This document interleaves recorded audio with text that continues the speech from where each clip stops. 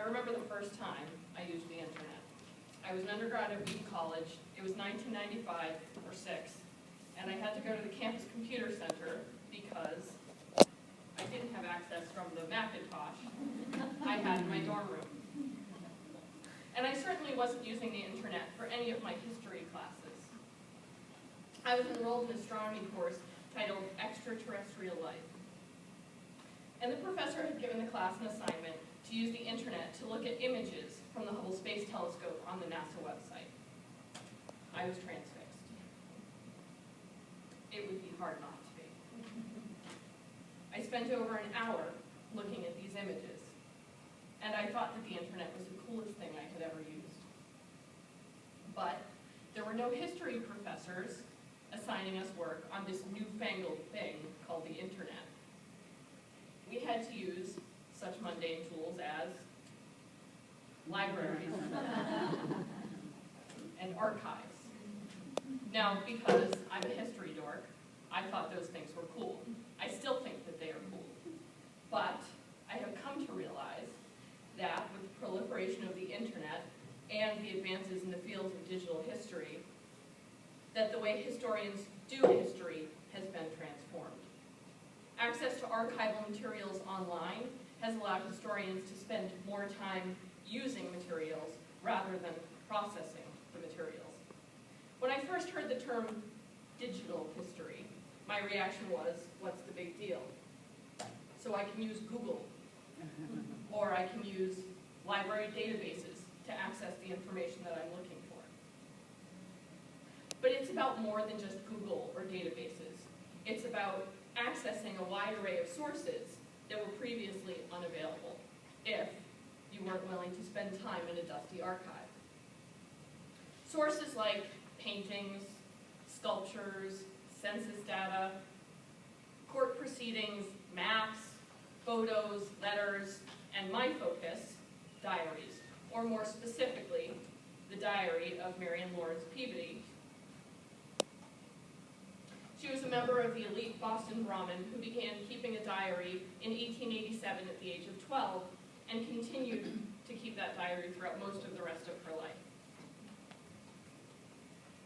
Beyond access, digitization of these kinds of sources allows historians to analyze and manipulate documents and data in ways that would have taken either tremendous amounts of time or would have been impossible.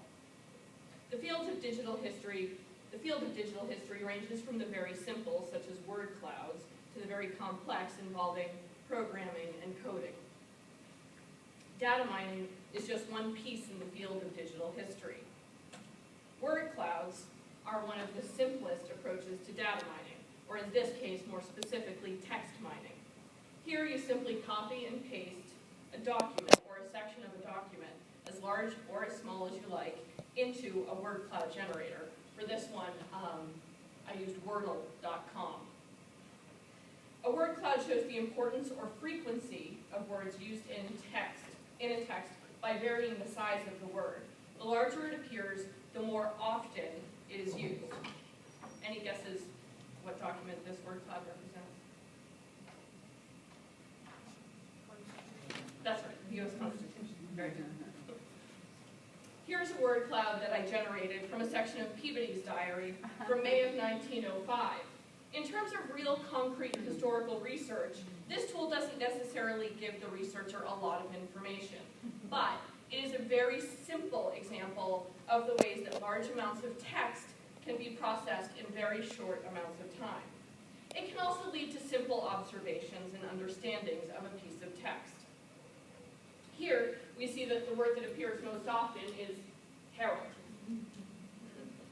This refers to Harold Peabody, who would become Marian's husband 1 year later in May of 1906. It can also give some clues to her writing style. But data mining can be much more complex and useful to those engaged in historical research. For instance, it can be used to compare two texts for words and styles. It can be used to search enormous amounts of text for specific dates or names, and it can be used to gather statistics and analyze trends over time. Part of what makes this possible is the metadata included in digitized documents. One of the best examples of this is the website oldbaileyonline.org. This is a digitization of the court records of London's Central Court from 1674 to 1913. Clearly, this project was an enormous undertaking. If you visit the site, you can examine the documents in a number of ways. First, you can see the original records. To me, as a student of history, there is little more exciting than seeing the original, something you used to only be able to do in an archive. Second, you can see the transcription of the original document. This is an often painstaking process. And last, you can see the XML markup. These were foreign language words to me when I first started looking at this. This is where the metadata is kept. In some cases, this can be done through an automated process using programming and coding, or other times it's done manually, also a painstaking process. So what good is this to historians? Luckily, the Old Bailey website has a simple explanation, and I can paraphrase. The digitized text itself can be easily searched for any word or combination of words. But, as the Old Bailey website explains, in order to facilitate structured searching and the generation of statistics, the text is also marked up in XML. The trials that took place at the court tended to have a regular structure, and certain aspects of the text are tagged to reflect the meaning of particular words or phrases. For example, names or crimes, tagged as highway robbery, assaulting. In order to create meaningful and consistent statistics, certain subcategories of information were also identified, such as the types of verdict. The kind of information that has been marked up includes, but is not limited to, the type of crime, the date, the location, the defendant's name, the defendant's status or occupation, the defendant's gender or aliases. The list goes on, but you get the picture. And beyond being able to search for those categories, many of them can also be used for statistical analysis. The Old Bailey website also illustrates some other advantages of digital publication as opposed to publishing a regular text. One advantage is the opportunity to see the actual document. For the Old Bailey proceedings, this isn't that exciting, as it's mostly just typed text. But for the Peabody diary, this would be particularly advantageous. When I first worked with the diary, it was with Dr. Maggie Lowe's transcription of the diary.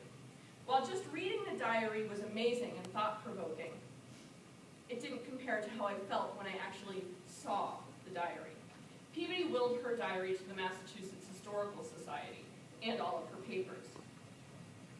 The Massachusetts Historical Society is on Boylston Street in Boston, and that is where you have to go if you want to see them. This is what you see when you read a transcript of Dr. Lowe's transcription. Again, the diary itself is inspirational and thought-provoking, but these are some photographs that give you an idea of what the diary actually looks like. And it gives you an idea of just what painstaking process the transcription could actually be. Her writing is very difficult to read, and, well, it's very difficult to read. And if you notice that the first time I looked at this page, I didn't really catch this down here. It just looked like a scribble to me. But if you notice, it's actually a sketch of a princess with a hat and a long train, this was the first thing when I looked at the Peabody diary in person. This was the first thing that I saw that gave me that moment of, oh, wow, instead of just reading the text. So what a different experience. There are drawings and diagrams all throughout the diary. This was actually an insert, a piece of paper inserted into one of the diaries, and the sketch on the left is probably a sketch of a costume. She did some work with designing costumes. On the right, the diagram is of probably of a dinner or something that she attended. Any dinner or any dance, any social event that she attended, she usually made note of who was sitting where. And in her sort of upper class, elite Boston Brahmin life, where you were sitting would have been very important, and who you were sitting next to, and how close you were to the host. This particular diagram is a little bit odd because she has people labeled as the Pope and Little Miss Muffet and the nun. So it could have been, she was just creating some imaginary seating chart in her head, but it also could have been that these were nicknames that she was giving people that she was sitting with. It's hard to tell from this one. But this is pretty representative of the kind of diagrams that you would find in her diary. And Peabody, as you can see, was quite an accomplished artist. She did some book covers, she did some paintings, was a bit of an amateur artist, but also did some paid work. So while you can certainly read about her art in her diary, it doesn't compare with seeing these sketches. This is, again, another insert that was in the diary, a sketch of a dress that she wore in 1898. And another sketch of perhaps a costume that she designed. With digital publication, it's possible to post images like this along with the transcribed text. This makes the experience of working with the sources much richer. There's clearly a lot of work that needs to be done before a text can be digitally published, and for the most part, that takes funding. But the hard part is convincing the funder that your source is worth the time and the money that it would take to publish. Which leads me to two questions. First, why Diaries? And second, why Marian Lawrence Peabody? For years, historians have used diaries as sources of historical testimony. Some of the more well-known diaries are those of Anne Frank, Franz Kafka, Virginia Woolf, just to name a few. Kafka and Woolf are well-known people, and perhaps that's why their diary is remarkable. Anne Frank is well-known because of her diary, which is an important story told from a unique perspective. Diaries are remarkable sources because they allow us to be somewhat voyeuristic. They allow us access to the writer's world, to understand their lives, the world around them, and their particular experience in that world. They also allow us to access something that very few other kinds of sources have. Diaries are not addressed to another person. They're not addressed to the public. They offer the reader access to a narrative that is personal, intimate, and secret. Of course, there are potential problems with diaries. How reliable is the diarist? How typical or representative is the diarist? But really, these are the kinds of questions that good historians ask about any kind of text. So, why Marian Lawrence Peabody's diary? Well, Peabody's diary is remarkable because it offers the opportunity to investigate and research countless aspects of upper-class urban life in the late 19th and early 20th centuries. Peabody offers the reader opportunity to learn about courtship and marriage, leisure activities, immigration, education, medicine, travel, gender roles, class distinctions. The possibilities are endless. The online publication of Peabody's diary would also allow access to other digital sources that help bring Peabody's world to life. For instance, from the time she began to write through her 20s, she refers often to a dance called the German. At first, it's hard to know exactly what it is she's referring to. Beyond the fact that it's a dance, she takes lessons in it, and it's very popular at the many balls she attends into her 20s. A little more investigation led me to an old text that describes the dance. 3 chairs are placed on the same line in the middle of the room. The first couple sets off. The gentleman goes and takes another gentleman whom he places in the center chair after having bound his eyes. The lady selects another gentleman whom she leads on tiptoe to one of the chairs by the side of the blind man while she seats herself on the other. The first gentleman then invites the blind man to choose the right or the left. If If on the contrary he points to the gentleman, he must waltz with him while the conductor waltzes with the lady. This is no good. You can't see it. You can't visualize it. It's too hard to see. But with a little more research, this time online, brought me to this video clip located at the Library of Congress website. With any luck, this will work.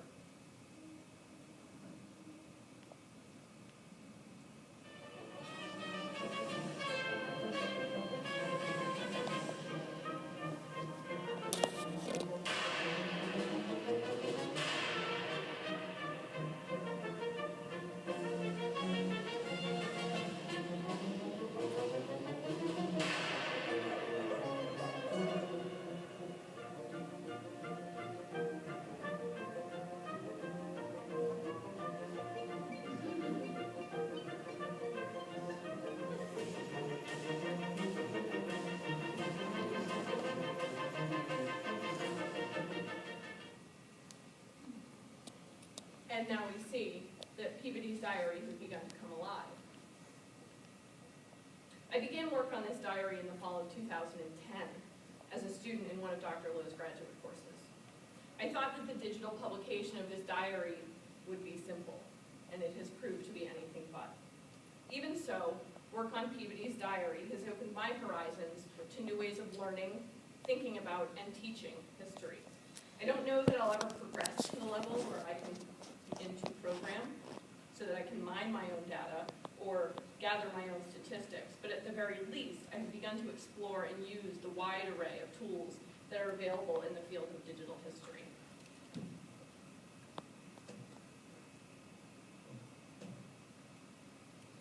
And a gigantic thank you to Dr. Lowe, who's been working with Peabody's diary for over 10 years, and whom I've been working with for the last 2 years.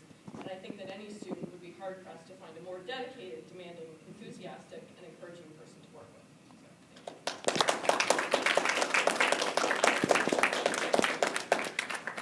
So, any questions?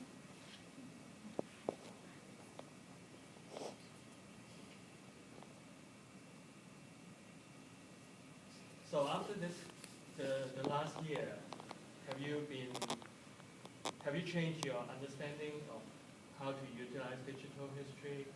I have, and I've started with my students, I've started using the simplest tools like word clouds, like the U.S. Constitution word cloud, just to show them, to give them an understanding that it's not just, it's not just the ideas in the document, that you can actually statistically analyze the words and the text itself to gain some general understandings about that text. So yeah, it's definitely changed the way I look at things. It's difficult because I'm not a technically minded person. I've read, there's a whole sort of a handbook for the programming historian, which I think is a little bit of an ironic title because I'm not a technical person. I don't know a lot of historians that are, and the idea of programming, I've read this handbook and it's like Greek to me. So it's something that I struggle with, and I'd really like to learn how to do more of it, but I just don't know that my brain works that way. So, yes. I'll just share, it's rather a mundane and silly example, but I remember reading a long time ago, and I didn't remember where, that John Adams in London became nostalgic about his dung pile. As I was thinking about that later, of course he wasn't nostalgic about his dung pile, but the Mass Historical Society has its materials online, so I went looking for dung, and sure enough, there it is. He makes a better dung pile in Braintree than they do in London. Well, it's interesting that you mentioned John Adams because the Mass Historical Society actually, you can subscribe to their Twitter feed, which is, they found that John Adams kept a diary, like a line-a-day diary, and so what they've done with their Twitter feed is that you can subscribe to it, it's every day, it's John Adams did this on this particular day in history. It's sort of interesting. So where are we going to find the money? And maybe you could say a little bit, we've sort of been exploring that, she's done some really nice work with that. But. We have been exploring it. It's difficult to, digital history crosses fields, right? It's not just history, it's also technical programming, computer science. Maybe you guys probably know more about that than I do. But, so it's difficult to sort of find the niche that we're looking for. It's been difficult. We wrote a grant proposal, not even a grant proposal, a letter to be able to write a grant proposal to the Mass Humanities Council. It's not Mass Humanities, anyway. And they, their response was it's not quite for us. So it's a difficult niche to find. Tremendous amounts of work would go into digitizing it. So I think that's part of the problem. NEH must have some smaller grants, You would right? think. There's a company called Digital Startup, we might find something. Yeah, so we continue to look. Actually, at one point, Microsoft was interested to look at the digital diaries, or I don't know whether particularly diaries, but digital history. Oh, really? Yeah, I know that particularly their Indian research wing looked at different, especially how you can look at the digital world and bring all the content together in villages and different languages. For example, one of the projects that we did was Boston through time.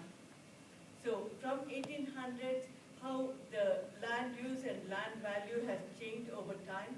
And what we did was to do the digitizing, and we have a website where you can click a particular area and you can see over time what that region or a particular plot has been used for, especially when it comes to highway, like Mass Highway, Massachusetts Turnpike. We were interested in how that has changed the living conditions and what has become around it in terms of transit. So we have done projects like that. Great. Some funding. We'll have to have conversations. Yeah.